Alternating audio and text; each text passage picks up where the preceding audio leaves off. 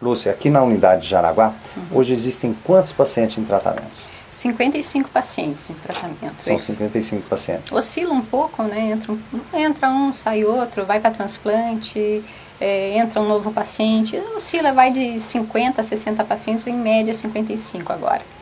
Quais são as maiores dificuldades que você enfrenta aqui com os pacientes?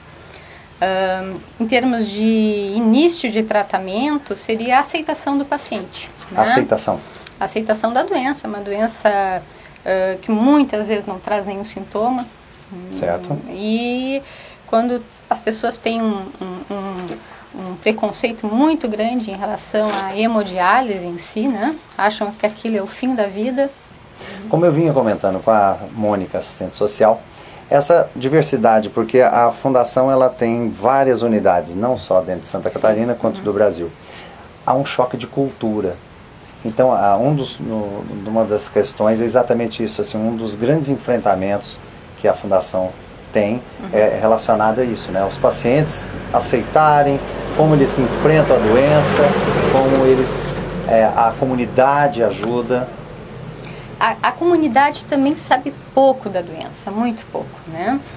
Quando os pacientes vão no consultório, vão no ambulatório e perguntam, tem pessoas fazendo hemodiálise aqui em Jaraguá? Aí a gente diz, não, tem, em torno de 55 pessoas, tem criança, tem idoso.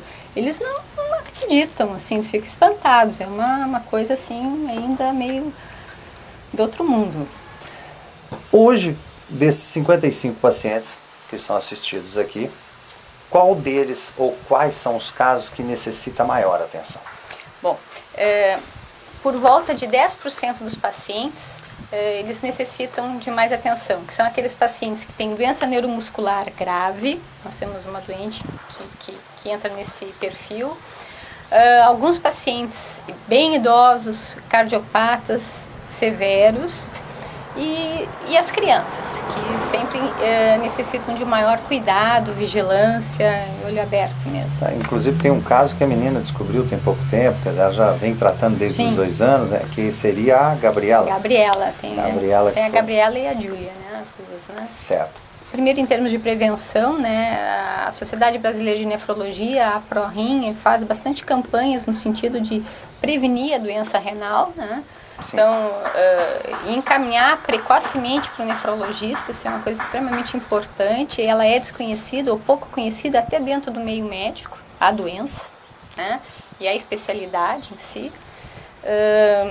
E depois, assim, em termos de saúde, obviamente, a gente precisa ter, como a gente tem agora, mas talvez melhorar esse suporte da Secretaria da Saúde, em geral, de priorizar esses doentes em termos de exame, para a gente poder encaminhar rápido para um transplante, que é, no final das contas, para aqueles pacientes que podem fazer o transplante e que desejam fazer o transplante, o tratamento ideal para eles, né? Quais são os principais sintomas de doença renal? De insuficiência renal crônica em si, então seria hipertensão, hipertensão, edema, diminuição da diurese, falta de apetite, emagrecimento, entre outros, mas esses acho que seriam os mais importantes, né?